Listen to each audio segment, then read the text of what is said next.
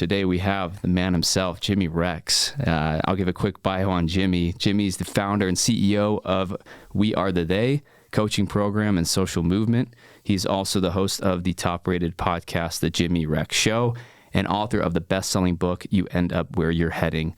In addition, Jimmy's a real estate expert, having sold over 2,500 homes and currently owns over 30 real estate properties in his personal portfolio.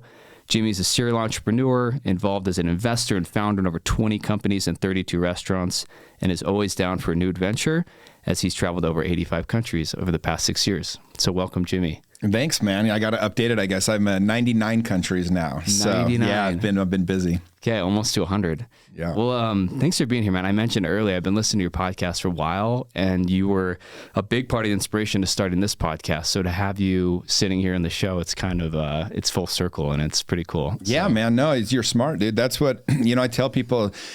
Everybody should have a reason that when you meet people or if you want to network that you actually can get some time with them. And so whether it's a YouTube channel or a podcast is a really easy way to do it, right? You just want to be able to get FaceTime with people. And so that's the reason I started mine 6 years ago. And so I'm happy to, every time I get asked to be on a podcast, the first thing I do is I just look to make sure they're taking it serious.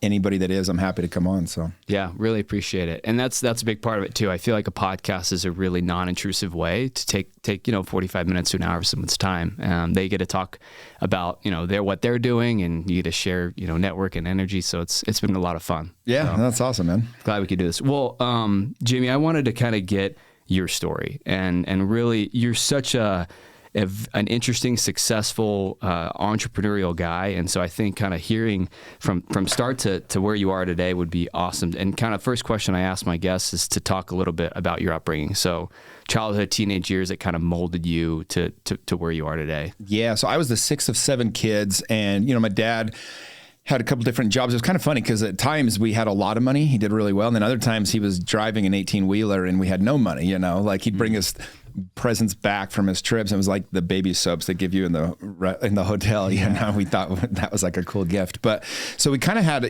fluctuated a lot, but had a happy childhood for the most part. One of the nice things about, being one of seven kids is there's just always people around. And so I remember as a kid never being bored, just always, but you also have to kind of fight for attention. And so I was always experimenting with things. I was a curious kid. I was always trying stuff out. My dad says I was, super easy to raise because I kind of just was always just doing my thing. And I was the kid that would set up the lemonade stand or, sell baseball cards out in front of my house or whatever it was. I was just always trying to do something. But I grew up in Utah in a Mormon family.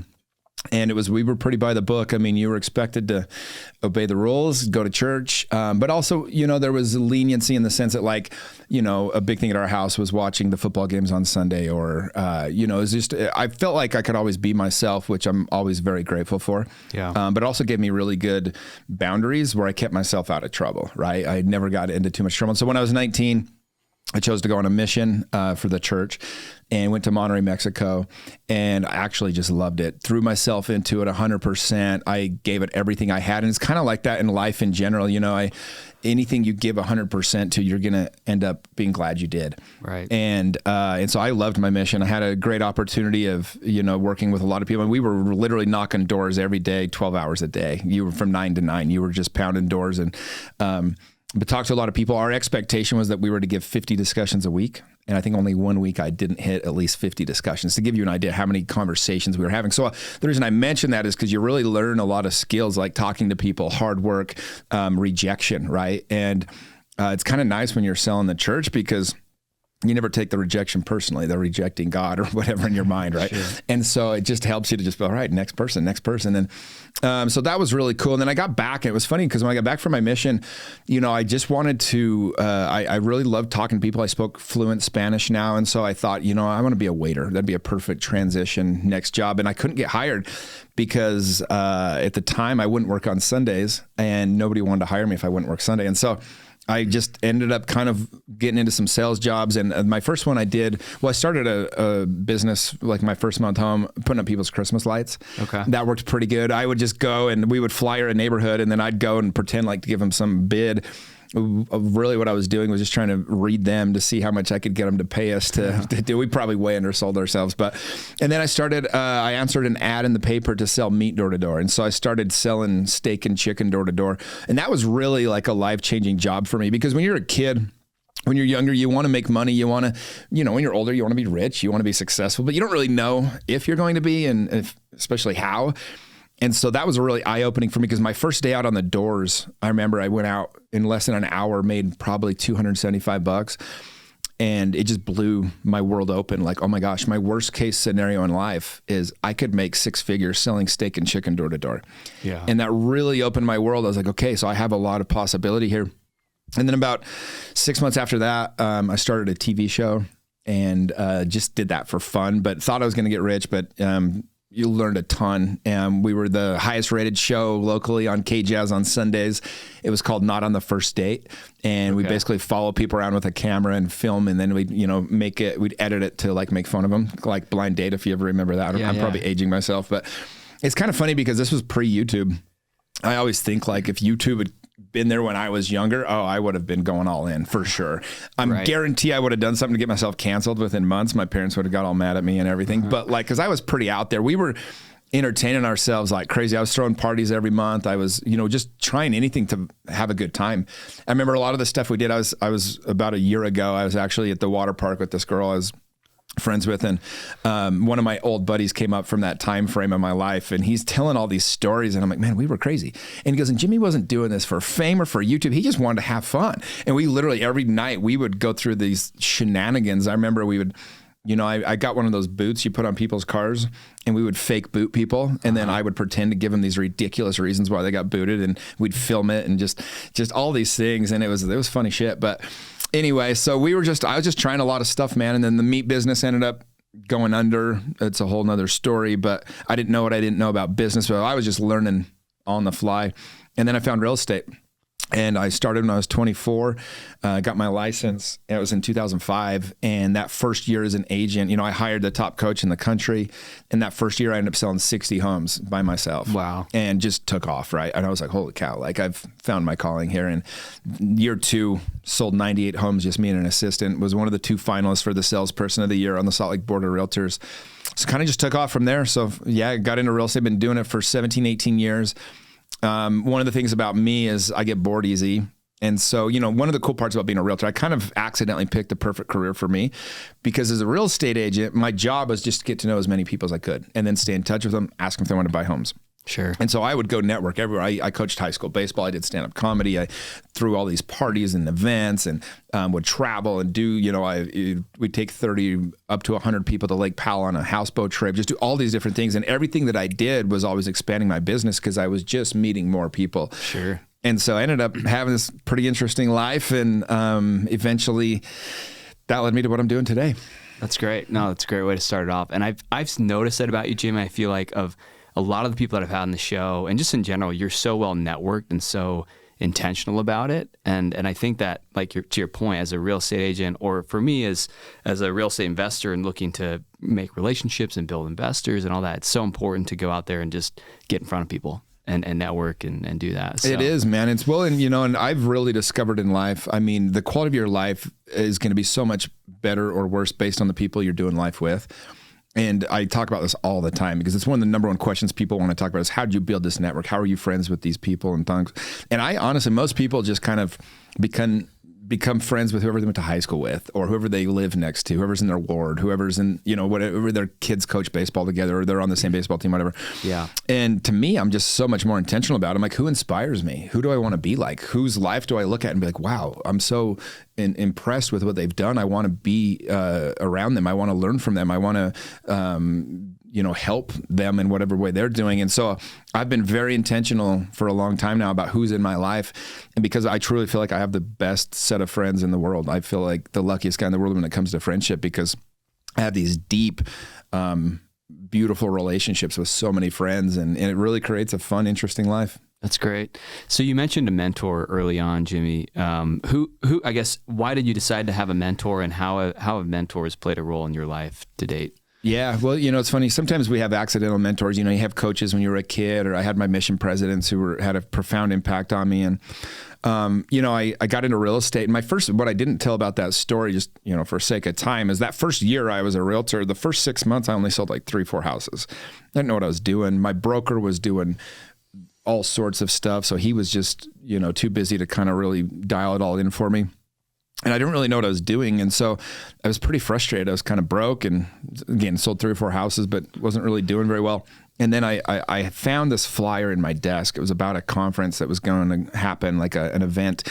And it said, have you ever wanted to learn how to call for sale by owners? Want to work with expired listings? Want to get a powerful listing presentation? All these things I didn't really know how to do. Mm-hmm. And so I went to it. And that was when I first was introduced to Bill Pipes, Mike Ferry. It was the Mike Ferry organization. Bill Pipes was the guy running the event. And long story short, it happened to be, I just got lucky, but he's the #1 real estate coach in the world. And so I dove all in, signed up for coaching. And so again, my first 6 months, I'd sold 3 or 4 homes. The next 6 months, I closed the year with 60 sales. So you can kind of see what's going on here. Sure. The next year just destroyed it, just in time before the market collapsed. But my mentor also in November of 2006, the same guy, Mike Ferry from the stage, is the one that told all of us, he said, guys, I'm in California. I'm telling you, this market has collapsed. You're not feeling it yet. You need to sell all your stuff that's not cash flow and get rid of anything that's a bad investment. So I had 13 houses at the time, and I think only 2 or 3 were cash flowing. Back then you could buy a real estate house. This is how crazy it was. You could buy a house. Let's say it's $280,000. And I'd say, look, tack on an extra 20 grand to the commission. I'll buy it for 300,000.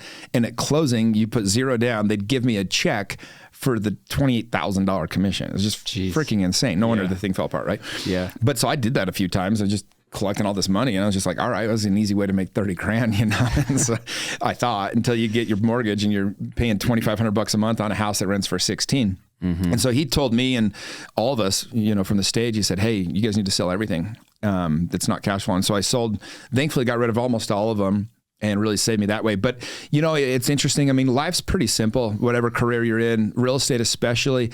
It's not, I should say this, it's simple, but it's not easy. And what I mean by that is, really, as a real estate agent, you have one job: learn what to say, get really good at how to say it, and then say it all day. It's literally all you have to do. Yeah. Same thing as an investor. You're just calling people all day, or real estate investor, whatever you're doing. Just know what to say, know how to say it, and then say it all day. And so that's what I learned from this guy. And that's what I did. And so I just became, I was just grinding. I became a workhorse. When I lost the meat business, I got stuck with over $120,000 debt. And I was 23, 24 years old. And so, you can imagine in my little Mormon world, we're told not to have $1,000 credit card debt. And I've got over 130 grand with no business. And I thought, no person's ever going to want to go on a date with me. Like, my life is over. And so, it was actually the gift of my life, because I was so backed into a corner, I had no choice but to come out swinging. So once I knew what to do, this mentor had really just put the map out. I just followed it to a T. And that's why I was able to have so much success. That's great. I think mentors are incredibly important. And for me, being kind of more corporate for the last 5-6 years and then taking a jump to do my own thing, it's been a mind shift where it's like, coming out of BYU is very much like, go get a job, learn, grind in a job, learn there. But I've seen now that you can kind of fast track that in a lot of ways by bringing on a mentor who's done it before in the specific area that you're looking to have success in. And so, yeah, and some people are like, well, I can't afford coaching or whatever. It's like, okay, well, think of what a book is. You're getting 10 years of somebody's experience, a lifetime of somebody's experience put into 200 to 300 pages, in 10 hours, you can get 10 years of experience. Yeah. And so it's like, if you can't afford to, for example, whatever, Tony Robbins or whoever, whoever you name your coach or mentor, whoever it's going to be, start with books. And then that alone will probably change enough in your life that you'll be able to afford actual events. So then go to the events, and then you hire the coach and do that. But you're right, man. It's, in the corporate world, I've always been a little jealous of the corporate guys, because you get to go home, not in your world, not in the finance world, but in a normal corporate job, you go home at 5 o'clock. You don't have to worry about it. You start at 9, you go home at 5. I get the appeal of that. Sure. For me, it was never, I'd go crazy doing that. And that's why I've literally never I've had one job in my life where I got a W-9, or I don't even know what they're called, W-2. Yeah, W-2, yeah. See, I literally don't even know what they're friggin' called. And I got fired after a week because I just wasn't doing it their way, you know? And so anyways, the point is Sometimes it's a blessing to be unemployable. But, for those people though, I mean, they always say, well, I have my job. I can't just do this other thing. It's like, well, figure out first what it is you want to do. What are you passionate about? And then you still have, let's say you're working 50 hours a week. That's a lot at a corporate job, right? You're sleeping another 50 hours a week, we'll say. Pretty normal. You still have almost 70 hours to do whatever else you want. So if you spend 40 of them with your family, a lot, right? And 10 of them just whatever, getting ready for the day and winding down a day, that's 20 to 30 hours you still have in there to figure out what you want to do. Now, most people fill it up with bullshit, and so they feel like they don't have any time. But if you spend that time working on a side gig or having a mentor or whatever you're doing, it'll expedite and fast track your life so much quicker than anything else you could do. So good. I heard recently, whether it's on a podcast or another thing you did recently, that you had hired Ed Mylett to be a personal coach. That's a huge jump, right? Ed Mylett's he's a real deal. And tell us if you can share he's the number one speaker that, in the country right now. He had the number one book last year, The Power of One More. I mean, Ed's the guy right now. It's Tony Robbins 10 years ago. And so, in fact, he was personally coached by Tony, but, well, for me, if I want to figure something out, thankfully, I'm in a position in life where I want to go to the top person. So I literally will find out who's the best in the world, and I'll go become friends with those people. So when I wanted to start figuring out how to make videos go viral, I hired Prince EA, who had billions and billions of views on all of his videos. Me and him became good friends. He bought some houses from his investments. I hired him to help me make some videos. I learned from the very best how to go viral with your videos, right? When I wanted to learn networking, right? I went to the best person I knew when I wanted to learn all these different things. So for me, actually I have a call with Ed today at 3:00. He's my one-on-one coach this year, and awesome. Paid him, it's multiple six figures to give people an idea. I mean, and here's the thing is I'm a coach, right? And my program is not the cheapest one out there. It's also not the most expensive one out there. I think that I create more value than anybody with my coaching program. And we had 48 of the 50 guys renewed after a year, even with the economy tanking. And so it's like, I know the value's there. But that being said, I don't tell them to do anything I'm not willing to do myself. And so I've had a coach for, my entire adult life. But to me, Ed is where I want to be in a couple of years. And so I said, okay, well, he gave this opportunity to coach with him. And I just was like, he was going to pick 5 people this year that he was going to handpick to coach. And for Ed, somebody like that, he's already had so much success before he ever even got into coaching. He's got all the successes in the world, all the friendships, all the network. So for him, I think he wants to find these up and coming people that he can mentor. And that's part of his legacy is he can affect so many more people. And I'm like, if I can just get We Are the They in front of a guy like Ed Mylett and let him see what we're doing, he'll really get the spirit of it. It'll just pour gasoline on the fire. And so I hired him, and he's already making introductions to, the right people, the right, those things that I was doing wrong. My Instagram, just by doing a few tweaks that he taught me in one of my calls, I think I went from 72,000 followers. I'm over 100,000 now in like 2 months, wow, less than 2 months. And so it's just doing things a little bit differently, understanding my audience, understanding some different things. But I'll learn more from that guy in this year of coaching with him than I ever could have hoped to get from just following him or kind of being. And here's the thing, is like, there's a difference between when somebody says, Jimmy, I love your stuff, listen to your podcast, I read your book, all these things. I love that person. Thank you. Please leave me reviews. I have way too few reviews for how many people apparently listen to my podcast and have read my book and bought my book even then. But I'm like, and the people that actually go, no, I want you to actually coach me. The people that have hired me, they get so much more of me because I'm like, that person has said, this hurts. This is a lot for me, but I trust you enough that I'm going to buy into what you're doing. And so when they actually take that leap, I'll do anything for those people because they've bought into me. They've said, okay, you're my guy, dude. I'm going all in here.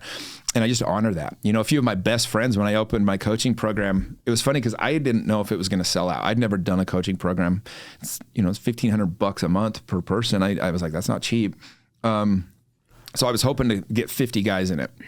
And I gave myself a month to sell the program because I knew I thought I was going to have to call my buddies and start getting them to, hey guys, I need you all to post about it. I need you to help me here. Yeah. And the first 8 hours I had it open, I had 147 people apply. Dang. And I was like, holy I'm onto something here.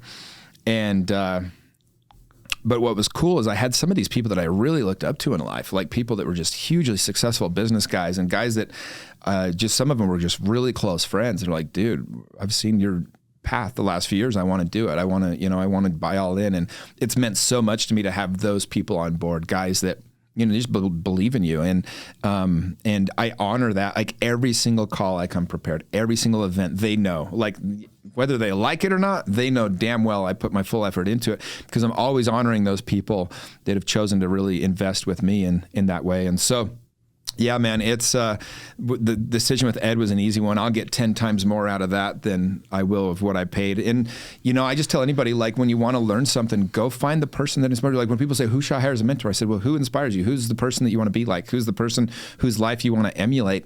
Go find out how to be in their world. Yeah. And that's how you do it. That's so good. I love it, man. In your program, we're jumping around a little bit here, Jimmy, but for those, I've seen it. It looks like an incredible quality. You guys are doing all the right things within We Are the They.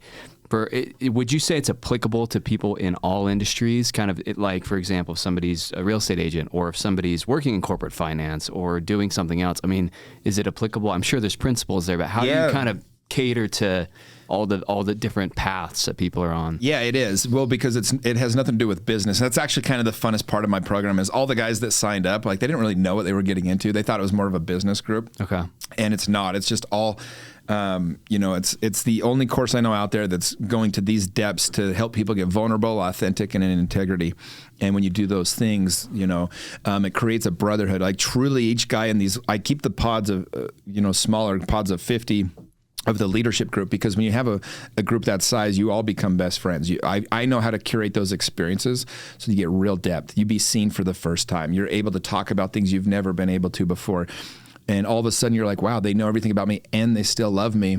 And those people will do anything for you, And so for my coaching program, that was kind of what I wanted to have the focus of my program be, is like, I know how to help men get out of their own way, how to create these strong friendships where you feel like you not just feel like you have these brothers that'll do anything for you. And every single day, it's so cool. These guys are hanging out. They've become best friends. And so for my program, yeah, that was what I wanted it to be. And that's what kind of makes mine, I think, different than some of the other things that are out there. But we just focus on those things. And yeah, I mean, it's grown now. It's for everybody. I mean, we have one guy, for example, he works for us. He works the events because he's between jobs right now. He hasn't had a job for a few months and really doesn't have the money to be in the program. So he works instead. I have another guy worth 9 figures who owns multiple companies. And, the first event we ever did, this is one of my favorite stories to tell about the program, because this really is what it's all about. That dude flew in on his own private jet to Moab, and he got there a little later than most of the other guys, and all the beds in this Airbnb I had were taken. And so he ended up on a couch. And that's just what it was. And he was fine with it. Yeah. We were all fine with that. And I even slept on a couch the first night because it just, Airbnbs always say they have more beds than they do. Yeah. So I ended up on a couch. And so like nobody else could bitch because I was on the couch. And so it was just funny. But like that kind of set the tone for the whole program. It's like, nobody cares where you're from. Nobody cares like your business background, how much money you have. It's truly just where you going? Like, what can we help you with? And that's the thing I'm most proud of. In fact, we just got back. We did a trip down to Rio de Janeiro and Buenos Aires and Iguazu Falls down in South America. And it was the couples trip. We do one every year. And the woman that I took, about halfway through the trip, she's like, your people could care less about material things. I'm like, yeah. She's like, it's really weird. I've never seen a group, because it's very successful. This trip was probably $15K a couple by the time you pay for flights and everything. Yeah. And she's like, wow, it's really crazy. Like nobody cares. I'm like, yeah, no, it's not about that. And in fact, if somebody came in and started flexing in our group, like talking about how cool their car was or whatever, like they'd look stupid. Like the rest of the guys would just start making fun of them. Got it. That's great. I love it, Jimmy. That's so good. Well, jump back to your story. So you started building up your real estate career. Tell us a little bit about, because I've heard you talk about this, I think it's super interesting, the 2008-2009 crash, and then how you kind of overcame that and grew the Rex real estate team from there. Yeah, I mean, it was brutal. In 2006-07, like I mentioned, I had huge success. I just sold 98 homes, made several $100,000. I mean, I thought I was God's gift to real estate. And then the market turned, right? Yeah. And I mean, every single house was upside down. Nobody had any money down on houses. So, this time our market went down. It's gone down about 20% in most parts of Utah from last May, to be honest. At the high, it's between 15 and 20%. Mm-hmm. Haven't really felt it because everybody had equity in their homes. Everybody had money down. And so we kind of just lost this fake money that was in our home. Well, when that happened last time, everybody had payments they couldn't afford and nobody had any equity because nobody put anything down. And so everyone started selling and it became this huge fire sale. So, dude, I'm telling you, as a realtor, I mean, nobody had any money. I remember my mentor, my real estate coach, Bill, asked me one day, he goes, well, who do you know that has money? Let's sell them houses. And I said, Bill, I swear to God, I don't know one person that has money. He's like, well, who do you know that has money? Maybe you don't know them, but you know they have money. And we made a new list of them. And I went and made friends with them. But truly, I mean, nobody was buying real estate. The market was tanking. Everybody was upside down. You go to, I remember one appointment just kind of like epitomizes the whole market, but there was this for sale by owner I was calling. And by the way, I was carrying 45 to 50 for sale by owners at a time most of the time, and was maybe selling a house every other week. I mean, I had to make 50 calls every Friday. My only objective was to try to tell people they needed to lower the price. That was the only chance they had. And it was brutal. I just beat me up every single week, but I still did it just every single week, just made those calls and tried to help. And, I was probably their best option, and I was a terrible option. There wasn't any good ones. But I remember when, that happened. And I remember one time I went to this for sale by owner. He had bought 2 houses. He was a mailman, made $50,000 a year. Whatever he did to get these 2 houses, no money down. So he owes $600,000 on a pair of houses, was going to flip them and make all this money. He's got payments that are just out the wazoo, and he's like, well, I have to sell them for whatever, $650, or so I'm not going to be able to pay commission and get rid of them. And I said, dude, come here. We went out his garage and I said, look down your street. And every single house on both sides of the road, probably 50 houses, was for sale. Every single one. Wow. I said, bro, you got to let these houses go. There's no option here. And that was the reality of the market that we were in, And so it was really hard. And I remember, it's one thing and I talk a lot about with my guys and when I coach people about having a big why, multiple whys, because sometimes work just sucks. Sometimes it's really hard. And selling real estate in 2007 and 2008 was really hard. It was 10 times harder than it is right now. It was brutal, man. And it was funny it's only so inspiring to make money to pay off bills or to pay off debt. That was the 2 things that I was really, all my money was going to bills or debt. Yeah. You can only stay so motivated when you're struggling. I'm telling my assistant to hold his check. Meanwhile, I'm working my ass off to try to make money. And I remember I put a thing on my wall. I had this prospecting booth and I put a quote on my wall. It said, show up today for your future self. You never know who's going to need you. I had there was just so little benefit to working in that moment that I had to attach all this future to my life. I knew I was going to show up for people. I didn't know how. I didn't know that one day I'd be able to go undercover with OUR and help rescue kids being sex trafficked. I didn't know that I'd be able to, take my entire family on a Disney cruise to the Bahamas right before the pandemic. I didn't know I'd be able to travel to 99 countries and help all these guys that I are in We Are the They now. But I knew that I had big things. I knew I could do big things, and I had to keep pushing. And so every day I'd look at that quote and I'd say, there's no reward today. Today sucks. Today you're paying off more debt. Today you're just trying to get the bills paid. But one day, if you keep at this and you just keep grinding and pushing, you'll be able to show up for people that you never thought possible. And so that quote on my wall, man, it was everything. It was just show up today for your future self. You never know who's going to need you. That's so good. I think that combined with shifting from like a scarcity mindset to an abundance mindset of and I've been there. I invested in a Crumble Cookies franchise. I was one of 3 partners, and I feel like it went well, and we ended up selling it, made some money. But I think initially it was, how can we cut costs? How can we pay our bills? How can we meet these things to just try to stay afloat instead of thinking about the future, thinking about growing revenue, thinking about, making things accelerate. Because in those moments of tough times starting a business, it's hard to not just think about going every day and paying bills and thinking about the future. I think that's I mean, the lowest level is survival, right? Yeah. You're just trying to stay alive, right? And then it's you're kind of set. You're kind of just okay, we got a thing that's moving here, and then it's success, and then ultimately thriving, right? And the goals they just keep moving up, whether it's your business or your life, from one to the next, and when I talk about financial stuff like wealth creation and things like that, we talk about your passive income that's coming in basically can move you from one of those levels to the next. And when you get high enough, it gets really fun because you don't have to worry about the money coming in. You get to truly do what you want to do. Yeah, I love it, man. So from 2008, 2009, tough times, the Rex real estate team. So eventually, though, you guys came out of that. Tell us about maybe from the good times, kind of growth phase from 2010 to the benefit of that is, dude, I mean, I'm not joking when I say every day there was a new realtor packing up their box and walking out of the office. And so by the time the market bottomed out, which was December 2011. That was the bottom of the market.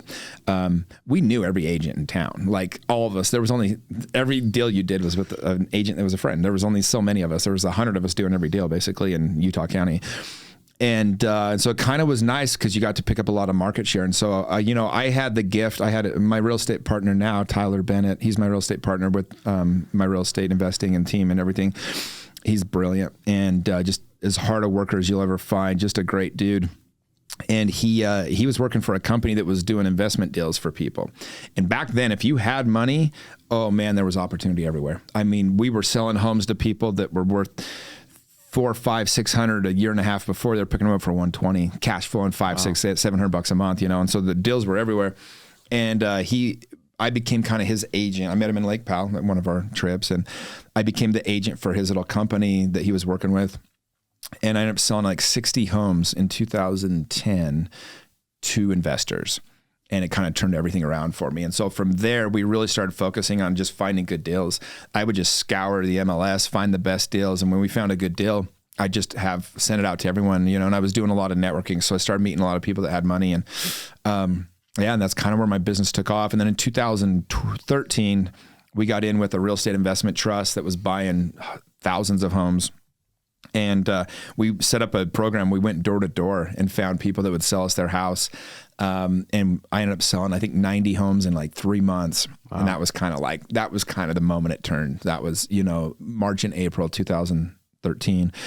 And then from there, we just poured gas on the fire again, man. Every year we're selling a couple hundred homes. And, the last several years, my real estate team with Tyler, we started working. Once Utah became a bad place to buy investment homes, we researched the entire country and we found over 90 markets. We picked the 3 best markets and we started buying homes there and sending all our clients there. So for the last 3-4 years, we've sold over 400 or 500 homes outside the state of Utah in top of everything we're doing here. That's great. Yeah. Good pivot because it is tough to find cash flowing. Yeah, no, I mean, there was for the last, up until things started coming back down, back in May, I mean, it was weird. It was like you had all these new realtors and all these hungry realtors, and they were making all the mistakes that I watched everyone make 10 years earlier. And I'm like, what is going on? This is deja vu. It's like it's like they're not even paying attention. They're buying homes that don't cash flow. They're talking about the future appreciation, all the mistakes, all the exact same things. And I had investors coming to me, they're like, we want to buy this townhome for like $570,000. We're going to flip it. And I'm like, no, stop. Like, it's not the game. Like, I've seen this play out. And I'm so proud of us because we do a strategy session with every investor. We'll sit down and literally go through their whole situation, how much money they have, what are they looking to do, what are their goals, time frame it for them so they can do it like the right way, kind of find out what their risk tolerance is, how aggressive they want to be. And then we just put it into the plan and go to work. And we don't have a single investor bought a single bad property. And right now there's so many people that got upside down in properties here in Utah, especially, but they're buying condos for $470,000 that were worth, I got the same damn condo for 160, 45 years earlier, Yep. And so anyway, just all these mistakes that they were making. And so we just, we learned, and it was so tempting to be greedy and to try to do all these things. But I knew in my heart, I was like, no, I've seen this. I've watched this movie before. I know how it ends.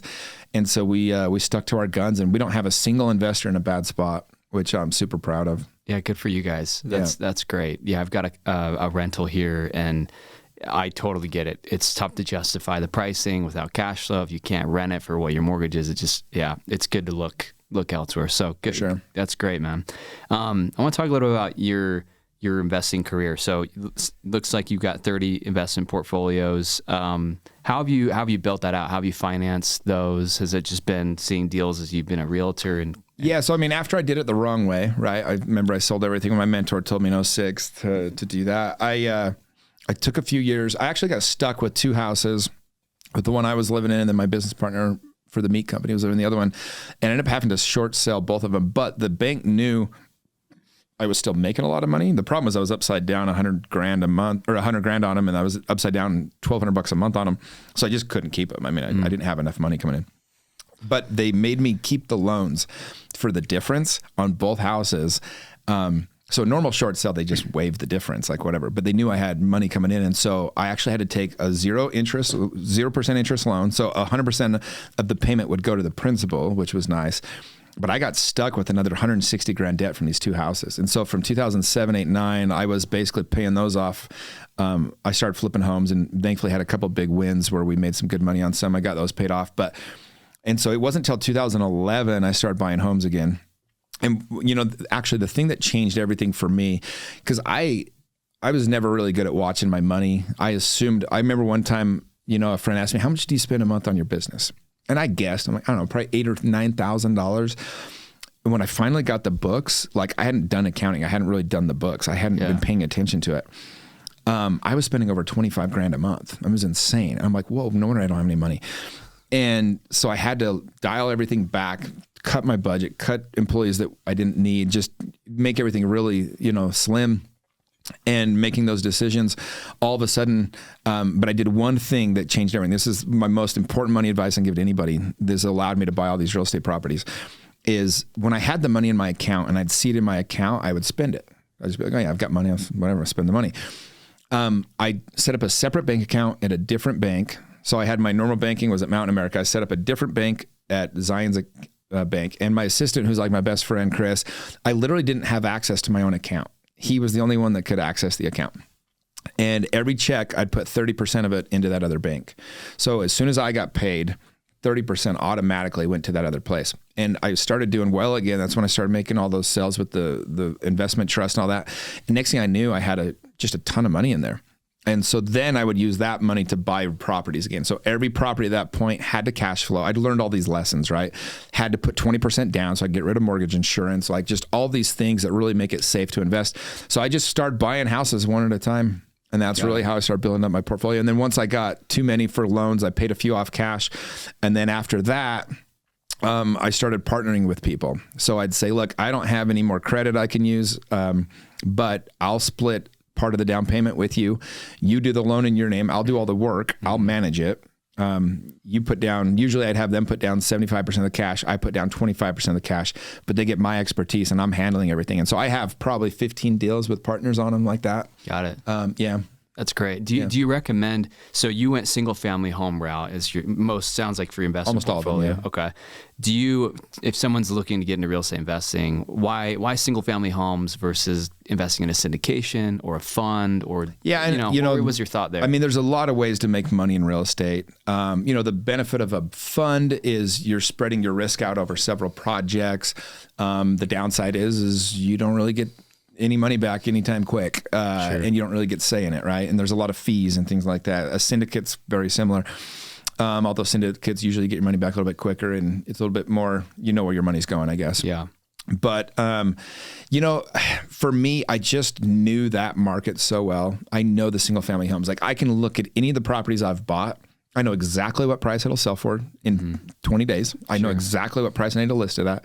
I know, I know the areas. I know what's going on. I know the microeconomics. I know the macroeconomics. I just, it's funny because I've invested in so many things over the years. I'm in 3 or 4 funds. I'm in, over 30 private venture deals. I'm in restaurants all over the place.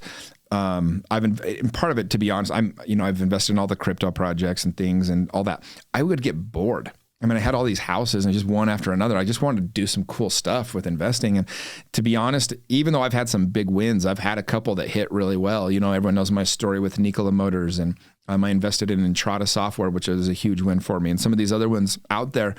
But if I would have just put it all in my own stuff, I'd still have more money today. Really? Oh, 100%. Because nobody's ever going to watch your money as close as you are. Right. And so many deals just don't work out. I'm in projects right now, or, they're over a year behind and no money's coming in, and you're just kind of hoping that it works out. And, then you see those guys that you gave your money to, like if they're on a trip and they're not dialed in on the program, you kind of start to resent it a little bit. You're like, dude, we're 9 months behind on our financials and you're traveling the world, like, let's go. Right. Yeah. And so it just kind of creates these weird things. And honestly, Dave Bateman gave me this advice. He was the founder of Entrada, and, because I was trying to get him to invest in more things. And he said, dude, if I just keep focused on my one thing, I know I can get it to be a $1 billion exit. So every single thing I invest in that is not that is taking away time and energy and focus for me. And sure enough, he got over $1.5 billion exit last year, after he had some comments go public that weren't so nice, and he had to sell, but he got over $1.5 billion. And now he's buying all sorts of random stuff, but it's because now he doesn't have a business that he's running. And, it's interesting to me because, I use that line now because I get asked probably twice a week to invest in something or look at something, literally twice a week. Sure. And I realized I'm just going to put everything into my own stuff from now on. For me, that's the safest way to take care of it. I know enough now that I can fully, like with what I know with real estate, I know I can have a 40 to 50% return a year if I just invest in my own projects. And so for me, anybody that asks me to invest in anything now, I give them the same answer. I say, thank you for thinking of me. I'm spending all my time, money, and attention on my own projects, but thank you. It just leaves them nowhere to go. Yeah. Because most people, here's the sad truth, Chase, is like, especially when you're younger and you start making money, you just assume people are good. They're going to take care of your money. And nobody is going to, if you give people your money, they'll take it. Nobody watches your money as closely as you do. And so all these projects I invested in, I regret half of them, and they take away your energy. You end up spending 3 hours on this meeting or an hour here talking to somebody and all these different things. And ultimately, so I just tell everybody, like, if your own thing, if you have a chance to build that up, I mean, your job or your business is going to make you so much more money than anything else you invest in. That's great. So what does that look like for you when you say invest in yourself? Is that more, is that We Are the They? Is that your real estate portfolio? For me right now? Yeah, like it's both. I mean, so like think about this. So I have over 250 guys I'm coaching now, and it's a paid subscription basically. So there's a couple different price points, but ultimately I would have to own 2,000 to 3,000 houses probably to have the cash flow I do for my coaching program. And I built this in less than a year. So to give you an idea, and thankfully for me, like I love what I'm doing now. So like I don't love managing real estate. I mean, it's fun to buy, it's fun to flip and all that, but it's not fun to manage. People are behind on payments and you're trying not to kick them out. You're trying to work all that kind of bullshit, faucets leaking, all sorts of stuff. But sure. Anyway, and so for me, it's, I'm just pouring gasoline on my own thing. If I can make my own business that much better, that much more successful, I want more people to reach it. And I know now the difference it makes in someone's life. So for me, it makes 0 sense to give even $1 or a minute of my time or money to somebody else when I know that I can do the greatest good to society by getting men in this program. And I make the most money for myself by building up my own program. That's super powerful. I've heard that a lot where as a newer entrepreneur or someone trying to get wealthy or successful, there's like shiny object syndrome where like you get a lot of opportunities. Well, it's a big problem for entrepreneurs because they love to build, they love to start something, and very few of them, like John Pastan, I had him on my coaching call. He just got inducted into the Utah Hall of Fame. He was the first unicorn company, him and Josh James sold Omniture back in the day. Yeah. That's and right. That was before there was any other ones. I mean, they'd be like selling it today for $5 billion probably, or, much more than it was. But anyway, the point of that was he told me, he said the biggest issue with entrepreneurs is they don't like to finish things. Yeah. It's like you got to get somebody that's just like in on their thing because it's fun. It's fun to start something. They have ideas all the time. They're creatives. They don't like, and so you got to, but he said the money is in finding the person. I have a good friend, Sean Bingham. He's a very successful entrepreneur. He's bought and sold he started and sold multiple companies. He's got one right now called Tripio that is awesome. I use it with my coaching program because they just create these great experiences for trips that we go on. Okay. But he told me, he said, I look at you and a couple of our other buddies he uses as examples that just stuck to one thing for like 10, 15 years and how you were able to build that. He said, my problem is I'm always starting over. And so he feels like even though he had good exits, multiple 6-figure exits out of these companies, he's like, I feel like I'm so far behind because I've had that entrepreneur itch where I start over instead of just going all in on one thing. Yeah. There's danger in multiple side hustles, multiple businesses, multiple avenues. I think maybe eventually, right? Like you mentioned, the sale for, now I'm blanking, a real estate company. Anyway, the rental, Entrada. Sorry, you mentioned Entrada. It's not a real estate company, it's a tech. The software, right, for the rental. So you mentioned that initially it was like all he did is focus on that to get it to $1 billion. And then once you have a sale, maybe you can start to diversify. That's right. Initially it's like, you got to go all in, 10, however long it takes to just really grow your baby and make it your thing. So love it, man. I want to talk about the Jimmy Rex Show. So I mentioned you were kind of an inspiration to starting this podcast. I'm curious, what advice would you give to, a newer podcaster who's trying to grow their show, grow their platform, getting into the game? Yeah. One cool thing I had, I tried to model my podcast after two other guys. It was Joe Rogan and Tim Ferriss. Back when I started 6 years ago, those were the two biggest podcasts that I knew of. The two most interesting to me. And about a month after I launched my podcast, randomly, I'm friends with the girl that was dating Tim Ferriss. And we did a New Year's together. And so we did this really cool New Year's party. And then the next day we had brunch. I got to talk to Tim for about an hour, just one-on-one, about podcasting, psychedelics, all the things, He's kind of that guy. And he said to me, he said only, I think he said 3% of podcasts ever get over 20 episodes. And he said, I think it's less than 1% get over 60 episodes. And so he said, if you get past 60 episodes, he said, one thing that will make your podcast work is just consistency. He said, you have to put it out on a consistent schedule and never miss. He said, as long as you just stick to it, eventually you'll find your voice, you'll get better guests, you can become better. I mean, you hear Joe Rogan and some of these guys talk about their first podcast, they were awful.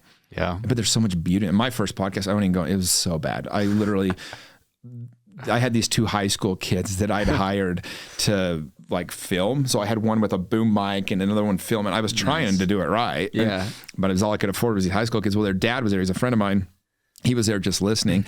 And I run out of questions 12 minutes in. I'm doing this podcast interview and he starts asking questions from behind the camera. And the podcast guest is answering them. This is on my podcast. Could not have been worse. And it's so much beauty though. And now, I can set up a podcast with just about anybody in the country. And so, but you have to find your voice. You have to do it. And so the number one thing I would tell people is to be consistent. Do not miss.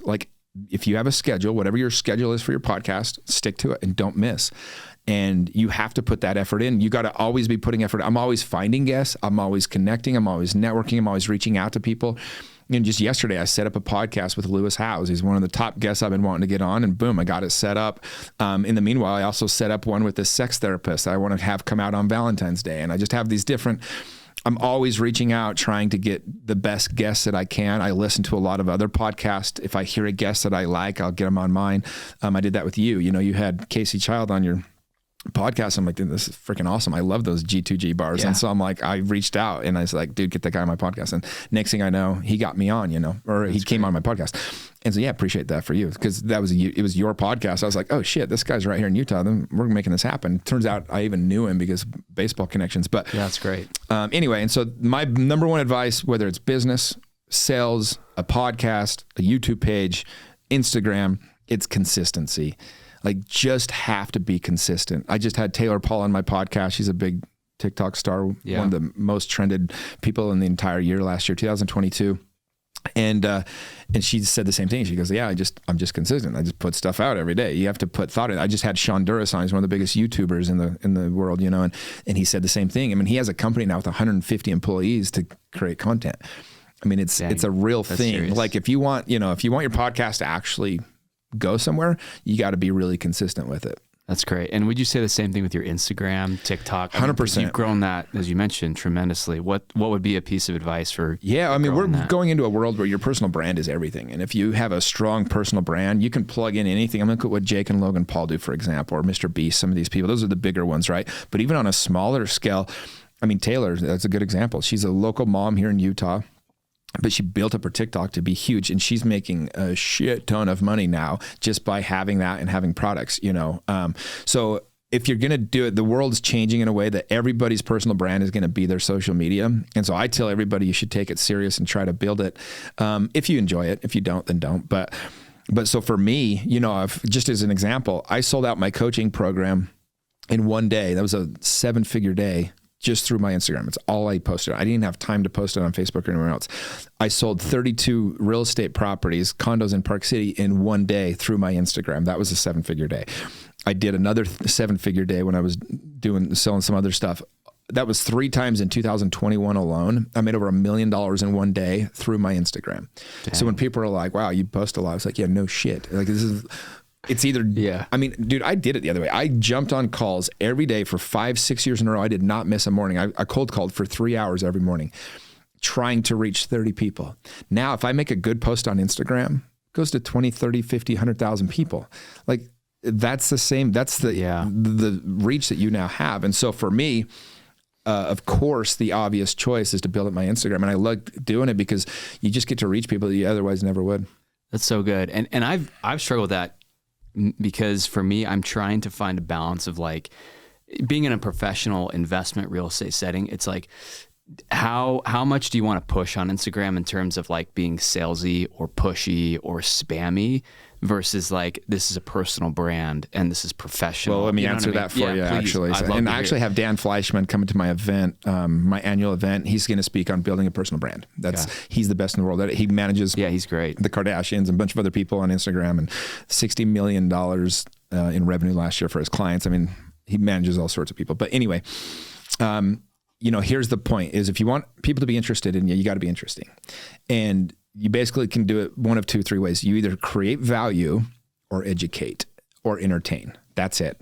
Create value, educate, entertain. So anything you're doing, think of those 3 things. So as a realtor, most realtors are horrible at this. They'll post their listing and they're like, hey guys, here's my new listing, blah, blah, blah. Yeah. Well, it just doesn't do anything. What I was always doing was teaching people how to invest in real estate or showing them an interesting thing about, like I was just making it funny or entertaining. Like everything I did was always just entertaining because people are like, God, I just like watching this guy's stuff. And so then you're attracting them to you. Then when I said, hey, I've got this project, boom, I sold one in St. George, got 20 houses sold in a day. I did the one in Park City, sold 31 in a day. And so I hit them but they're seeing every day me being entertaining as a realtor. So when it came time to sell a house, they would all hit me up. They knew that that's what I was doing. That's so good. And in terms of growing your audience, has it just been consistency and solid content? I mean, is that like it's all it's funny. I thought I was being shadow banned for a while and I don't ever post politically, but a lot of my close buddies do. And I'm like, maybe their algorithm ties me to them. I don't know. Yeah. I started getting my head around it. And then I started just making better content and my follower count just took off again. Yeah. And I realized, I wasn't shadow banned. I just had shitty content. Got it. So you got to pay attention to your audience. Like they'll tell you what they like, Yeah, I love it. Well, you travel a ton, Jimmy. Would love to hear about that passion of yours, why you do it and maybe 1 or 2 favorite places you've been. Yeah, man. I mean, nothing will open your mind like travel. That's the main thing. It's like, there's such a beautiful world out there. I love to explore and just see everything that's going on. I'm just curious. I value variety above everything else. And so it's the reason why I'm 41 and been on over 1,000 first dates. It's the reason I've been to 99 countries. It's the reason why I always have multiple investments and deals going on. I just love variety. I do. But travel really opens your mind. It's hard to not see the world in a better light when you go see it. You hear about war in the Middle East and you just have these ideas about, Muslims and Islam and all these different things. Well, I just got back from Saudi Arabia and I had the best experience. The people there could not have been nicer to us. We had these really special sacred moments in my life now, and I would have never even have thought that's what it was. So now every time I hear Saudi Arabia on the news, I actually can relate to the people, and the same thing with everywhere I've been, and people always talk about all these places that are dangerous. And I'm like, well, I've actually been there and it's really not. And it doesn't mean they can't be dangerous. Like, hell, I was just in Kansas City 2 weeks ago. Like that can be pretty damn dangerous. You know what I mean? And so, but the point is like you hear about these places, but when you go and, I have this quote that I love that's, you're not going to care much to save the world if you've never enjoyed it. And so I really try to take in all that this world has to offer. And by doing so, it just makes you want to save it, to be a better human, to, treat the earth a little bit nicer and the oceans and everything else. I love it. That's great. Couple last questions for you, Jimmy. Habits. So what would you talk about mentoring, we talked about learning and education, but what are some things that you do on a daily or weekly or monthly basis that you feel like have helped establish kind of a pattern in your life or you attribute to your success? Yeah. I mean, our habits create who we are. They do. The key, I think, is to have, I'm not like the guy that's just crazy, like this is my schedule and I don't fluctuate off it because of that need for variety. I'm pretty flexible actually, but there's certain things that I do every day. One of which is I meditate and do my stretching every day. I have a routine. I hated mornings for the longest time. I couldn't get up in the morning like the time I wanted. I'd get up at like 7:45, which is probably too late. And so what I did is I set up a habit or something to help me with that. So every day, one of the guys I coach that's local, or I get on the phone with him, meets me at my door at 7 a.m. and we go for a walk for an hour. And so I start my day off with a walk with one of my guys. And it gets me up on time. It gets me walking, gets me outside. So I actually had 2 this morning. That was the reason I was late for the podcast was my second appointment showed up a little bit late. But anyway, but I do the walks. And then, there's other things that I do every day. I go to the gym 6 times a week without fail. Nice. I have to go to the gym. I get my 10,000 steps in pretty much every single day. I average, or I think 12, 13,000 steps a day over the year. I'm doing these little things. I read something every single day. But it's not like I don't have, if you put too many rules in place, you just don't follow it. And so I always say the best system is the one that you'll do. Yeah. And so I try to journal as soon as I can. I try to meditate as often as I can. But I'm always just doing the best that I can with that. But I think just the more you can put those things into place, the more they become part of your life. Like if I don't go to the gym now, I feel weird. Yeah. Like my day's off. Yeah. For sure. And so things like that. That's great. Yeah, that's really good. I think patterns, establishing those little things in life help kind of set the foundation for your day, your week, your month. And like you said, when you don't do them, it can throw you off, throw you for a loop. Cool, man. We talked about networking. So as a real estate agent, you said you did a lot of cold calls. You were reaching out to a ton of people. What advice would you give to somebody who, kind of a selfish question, right? Like just trying to expand network, trying to get in front of people. What have you found to be the most effective? Maybe it's social media, maybe it's cold calling. Well, I would do it much different now than I did it then. Like back then, we didn't have the same access that you guys have now. I mean, number one thing I'd do is start a podcast and a YouTube page for sure. Yeah. Second thing is I'd throw events. But you want to do stuff that people want to come to. If they're ever coming to do you the favor, you've kind of screwed it up. So last weekend, I got a suite for the Jazz game. Had 24 of my buddies there. And I purposely made sure that everyone coming only knew like 1 or 2 other people. And so all these people connected, made friendships, bonded, and just creating real value in their lives. I have all these great people that I know, so why not connect them? And so that those people have more great people in their life. And so doing little things like that, you become the guy that's the linchpin of that. And so, networking for sure is all about creating value. One other thing I tell people is try to get good at speaking. One of the number one ways I've been able to grow is by speaking a lot. You can reach a lot more people in a shorter amount of time. And then I would join masterminds and coaching programs. Like that is, every guy that's joined my group has 50 other guys in their life now they did not have before that absolutely have their back. At least 50, some of them over 100, And so you got to put yourself out there. You got to be in places where those people are going to be. And if you're willing to do that, it doesn't take long before you can build a pretty powerful network. Love it, man.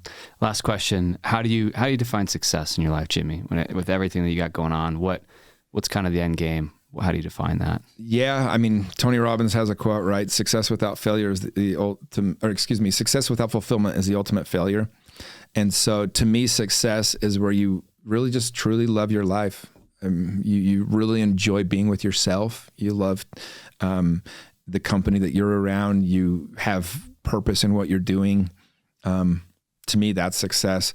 And it changes. It looks different all the time, right? There's a time to grind financially, and there's a time to be with your family more. There's a time to work on your health more, all those different things. But I think it's ultimately being happy with the life you've created.